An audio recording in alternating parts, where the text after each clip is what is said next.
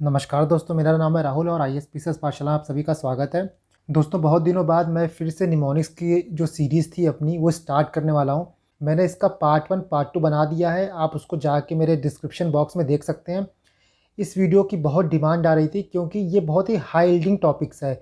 जो मैं बोलता हूँ कि आप लास्ट मोमेंट में जो रटने वाली चीज़ें हैं उसको रटिए, तो वो आप रटने वाली चीज़ें इसी तरीके से रट सकते हैं, उसका कुछ ट्रिक्स बना के, उसका कुछ निमोनिक्स बना के।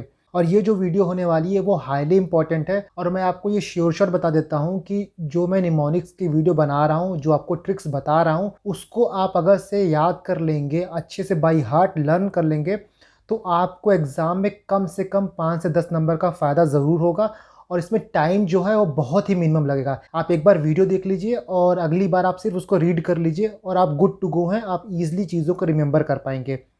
क्योंकि जो याद करने वाली चीज़ें होती हैं ना, वो आपको किसी ट्रिक या निमोनिक्स के थ्रू ही याद हो सकती हैं। अगर आप उसको बार-बार रटेंगे तो वो याद नहीं होती हैं, वो शॉर्ट टर्म मेमोरी में रहती हैं आपके 1 दिन 2 दिन, उसके बाद वो चीज़ स्लिप हो जाती हैं।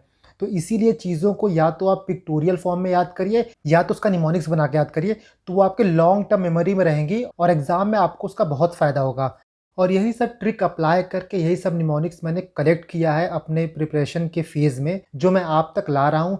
ये आपको बहुत जगह मिल जाएगा, बट इस कोर्स का फ़ायदा ये है, इस सीरीज़ का फ़ायदा ये है कि आपको ये सारी चीज़ एक जगह मिल जाएँगी। आपको अलग-अलग जगह, चाहे नेट हो गया या फिर कोई और सोर्सेज़ हो गए, उसमें से आपको खोजने नहीं पड़ेंगे। आपको डिफरेंट ट्रिक्स जो हैं वो एक जगह मिल जाएँगे। इसीलिए मैं इस कोर्स को बनाया हूँ और आगे भी इसको कैरी फॉरवर्ड करूँगा। ये वीडियो खासकर बहुत इंपॉर्टेंट होने वाली है क्योंकि इस वीडियो में हम ज्योग्राफी के जो निमोनिक्स है उसकी बात करेंगे और स्पेसिफिकली जो यूक्रेन क्राइसिस चल रहा है, तो इसकी वजह से जो यूरोप का एरिया है वो काफ़ी इंपॉर्टेंट हो गया है। उसकी ज्योग्राफी को आपको समझना काफ़ी इंपॉर्टेंट हो गया है। वहाँ पे जो सीज़ है, वहाँ पे जो कंट्री है, वहाँ पे जो माउंटेन है, वो कितने कंट्री से क्रॉस करते हैं, डिफरेंट सीज़ जो हैं वो कौन-कौन सी कंट्री को बॉर्डर करते हैं, ये काफ़ी जानना इंपॉर्टेंट हो गया यूक्रेन इश्यू की वजह से। तो इस वीडियो में जो यूरोप की ज्योग्राफी है, उसका कुछ निमोनिक्स मैं आपके लिए लाया हूँ, जिसको आप देखिए, 1-2 बार रिवाइज़ करिए और चीज़ें आपको आराम से याद हो जाएँगी। मैं इस वीडियो के लेक्चर का PDF अपने टेलीग्राम पे डाल दूँगा, तो आप मेरे टेलीग्राम को जाके जॉइन कर सकते हैं। उसका लिंक जो है वो डिस्क्रिप्शन में आपको मिल जाएगा। मैं कोशिश करूँगा कि जो पार्ट 1 और पार्ट 2 है, उसको इसके साथ कंबाइन करके एक पूरा PDF आपको टेलीग्राम पे प्रोवाइड कर दूँ। तो आपको शाम तक ये PDF प्रोवाइड हो जाएगा। तो हम आगे बढ़ते हैं। जो इस वीडियो में नए हो, मेरे बारे में कुछ जानकारी देख सकते हैं। तो 31 नंबर ये है, क्योंकि बाकी 30 नंबर जो है वो पार्ट 1 पार्ट 2 में हमने कवर किया है। तो 31 नंबर है कि important seas of Eurasia in anticlockwise direction. तो इसका ट्रिक होगा मिस्टर PC बनर्जी ऑफ बंगाल। मैंने यहाँ जो कीवर्ड हैं, जैसे M हो गया, R हो गया, P हो गया, C हो गया, उसको मैंने ब्लू से अंडरलाइन कर दिया है, तो आप समझ जाइएगा कि कौन-कौन सा कीवर्ड जो है वो निमोनिक्स में काम आने वाला है। तो मिस्टर PC बनर्जी ऑफ बंगाल, तो M से आपका हो जाएगा मेडिटेरेनियन सी, R से रेड सी, P से पर्शियन गल्फ, C से कैस्पियन सी, B से ब्लैक सी और B से बाल्टिक सी। इसके बाद 32 नंबर है हमारा आल्प्स माउंटेन। तो आल्प्स माउंटेन कौन कौन से कंट्रीज से पास करता है, तो इसका ट्रिक है S R K and Gauri shoot many films in Alps. तो एस से आपका स्विट्ज़रलैंड हो जाएगा, ए से ऑस्ट्रिया, जी से जर्मनी, एफ से फ्रांस, आई से इटली, एल से लिचेंस्टीन, एम से मोनाको, एस से स्लोवेनिया। 33वां नंबर है कि कंट्रीज बॉर्डरिंग बाल्टिक सी। तो बाल्टिक सी यूरोप का काफ़ी इंपॉर्टेंट सी है, तो कौन कौन सी कंट्री जो उसको सराउंड करती है वो काफ़ी इंपॉर्टेंट हो जाता है जानना।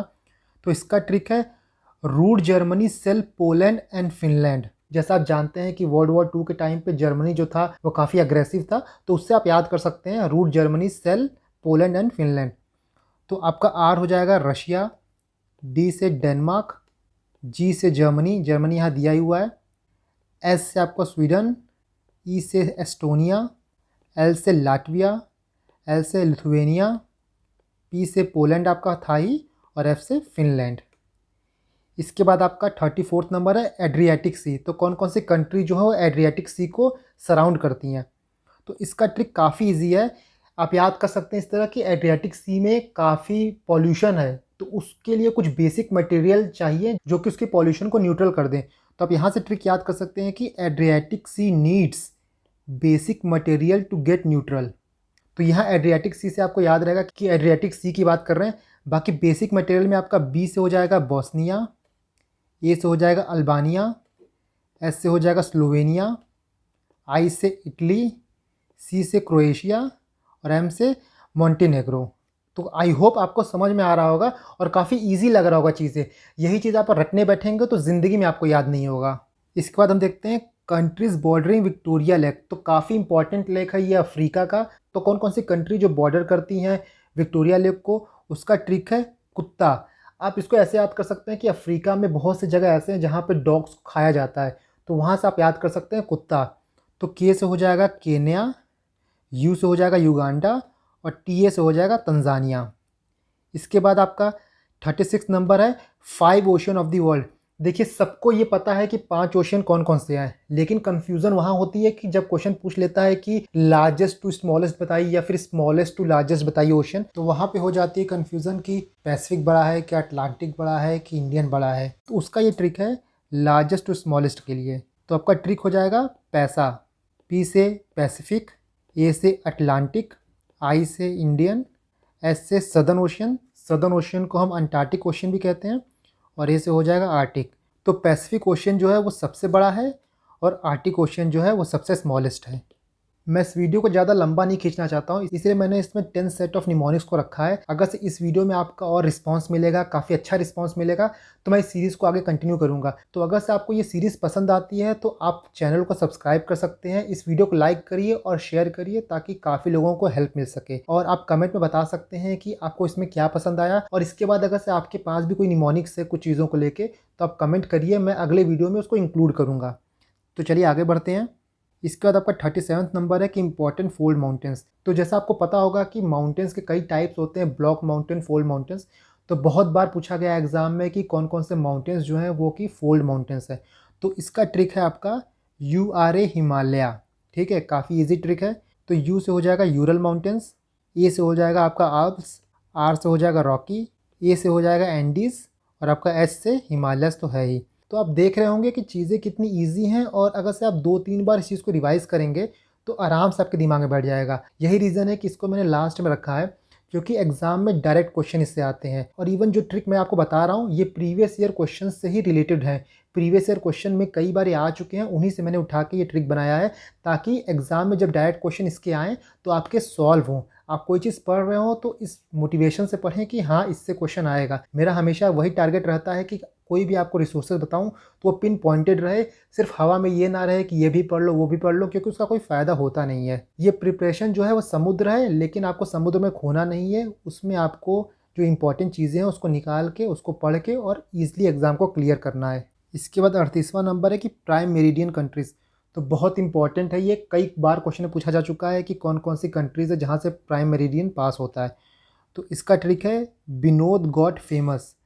तो इसमें बी से हो जाएगा बुर्किना फासो, जी से हो जाएगा घाना, टी से हो जाएगा टोगो, एफ से हो जाएगा फ्रांस, ए से अल्जीरिया, और बहुत बार अंटार्कटिका भी ऑप्शन में देता है। अगर से अंटार्कटिका ऑप्शन में देगा तो अंटार्कटिका से भी प्राइम मेरिडियन पास होता है, तो ए से अंटार्कटिका भी होता है।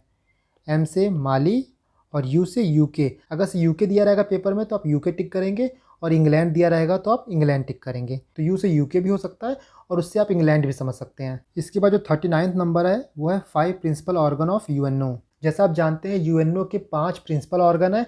पहले 6 थे बट एक डिफंक्शन हो गया है तो अब 5 हो गए हैं, और उसके बाद बाकी स्पेशलाइज्ड ऑर्गन है। जैसे आपका WHO हो गया वो स्पेशलाइज्ड है, इंटरनेशनल लेबर ऑर्गेनाइजेशन स्पेशलाइज्ड है, IMF स्पेशलाइज्ड है, आपका वर्ल्ड बैंक है वो स्पेशलाइज्ड है। बट इसके अलावा आपके 5 जो है वो प्रिंसिपल ऑर्गन है। पहले 6 थे लेकिन एक ट्रस्टीशिप काउंसिल जो है वो डिफंक हो गया है, तो अभी हम लोग 5 मानते हैं। तो 5 के जो ट्रिक्स हैं वो हैं GS इज इकोनॉमिक्स। जैसा आप जान रहे होंगे, पढ़ ही रहे होंगे कि इकोनॉमिक्स जो है वो एक टफ सेक्शन होता है GS का, तो यहाँ से आप याद रख सकते हैं GS इज इकोनॉमिक्स। तो जी से आपका हो जाएगा जनरल असेंबली, एस से हो जाएगा सिक्योरिटी काउंसिल, आई से हो जाएगा international court of justice, S से हो जाएगा सेक्रेटेरिएट, और इकोनॉमिक्स से आपका हो जाएगा इकोनॉमिक एंड सोशल काउंसिल, जिसको हम लोग इकोसॉक भी कहते हैं। तो ये आपके 5 प्रिंसिपल ऑर्गन हो गए यूनाइटेड नेशन ऑर्गेनाइजेशन के। मैं यहाँ उन्हीं चीज़ों का निमोनिक्स बता रहा हूँ जो कि प्रीवियस ईयर में आ चुके हैं और जो कि यूक्रेन क्राइसिस से, जो यूक्रेन का इशू चल रहा है उससे रिलेटेड है। जैसे यूएन जो है वो काफ़ी इशू में है, तो उससे रिलेटेड मैंने निमोनिक्स बताया है। बाकी यूरोप का जो ज्योग्राफी है उससे रिलेटेड बताया है। तो इसीलिए काफ़ी इंपॉर्टेंट लेक्चर है। तो मेरी रिक्वेस्ट है कि इस लेक्चर को आप ज़रूर 1-2 बार देखिएगा ताकि चीज़ें आपको याद हो सकें। इसके बाद हम लास्ट वाली बात करते हैं कि ऑफिशियल लैंग्वेज ऑफ यूएनओ। तो जैसा आपको पता होगा कि यूनाइटेड नेशन ऑर्गेनाइजेशन के कुछ ऑफिशियल लैंग्वेज है। तो अगर आप पेपर फॉलो कर रहे होंगे तो पहले भी बहुत इशू चला था कि हिंदी को भी इसमें एक ऑफिशियल लैंग्वेज का दर्जा मिलना चाहिए, बट अभी तक उसको नहीं मिला है। तो अभी कौन कौन से ऑफिशियल लैंग्वेज है हम वो देखते हैं। तो इसकी ट्रिक है फेसर्स। मतलब आप ये कह सकते हो फेसर्स से कि यूनाइटेड नेशन ऑर्गेनाइजेशन जो है सिर्फ एक फेस है और उसका कोई वैल्यू नहीं है, बस एक चेहरा है। यहाँ से आप याद कर सकते हैं कि फेसर्स। तो एफ से हो जाएगा फ्रेंच, ए से हो जाएगा अरेबिक, सी से हो जाएगा चाइनीज़, ई से हो जाएगा इंग्लिश, आर से हो जाएगा रशियन और एस से हो जाएगा स्पेनिश। तो ये 6 लैंग्वेज जो हैं वो यूनाइटेड नेशन ऑर्गेनाइजेशन के ऑफिशियल लैंग्वेज है। इसमें हिंदी नहीं है, तो अगर हिंदी ऑप्शन में आएगा तो हिंदी नहीं होगा आंसर। जैसा आप देख सकते हैं अरेबिक, स्पेनिश, कितने छोटे छोटे कंट्रीज़ हैं, उनकी लैंग्वेज जो है वो यूनाइटेड नेशन ऑर्गेनाइजेशन में ऑफिशियल लैंग्वेज का दर्जा प्राप्त की हुई है। बट इंडिया जो है 1.3 बिलियन पॉपुलेशन की कंट्री है, बट हिंदी को ऑफिशियल लैंग्वेज का दर्जा वहाँ नहीं मिला हुआ है। इसलिए ये इशू काफ़ी दिनों से चल रहा था। तो कभी भी इससे रिलेटेड क्वेश्चन आ सकता है, तो आपको याद रखना है। इसका ट्रिक है फेसर्स। तो आई होप दोस्तों आपको इस लेक्चर में काफ़ी मज़ा आया होगा, काफ़ी आपको इंटरेस्टिंग लगा होगा और काफ़ी कुछ सीखने को मिला होगा। अगर ये लेक्चर आपको पसंद आया होगा तो आप इस वीडियो को लाइक करिए और इसके आगे और भी पार्ट आने वाले हैं, इसीलिए आप इस चैनल को सब्सक्राइब करके नोटिफिकेशन का बेल दबा दीजिएगा ताकि जब भी मैं नया लेक्चर डालूँ तो आपको नोटिफाई हो जाए और आप लेक्चर मिस ना करें। साथ ही शाम तक मैं इसके PDF को अपने टेलीग्राम चैनल पर अपलोड कर दूंगा, तो आप मेरे टेलीग्राम चैनल को ज्वाइन कर सकते हैं। उसका लिंक आपको डिस्क्रिप्शन में मिल जाएगा। दोस्तों मेहनत करते रहिए और मैं इसी तरह आपके लिए यूज़फुल लेक्चर लाते रहूँगा। Thank you and God bless you all.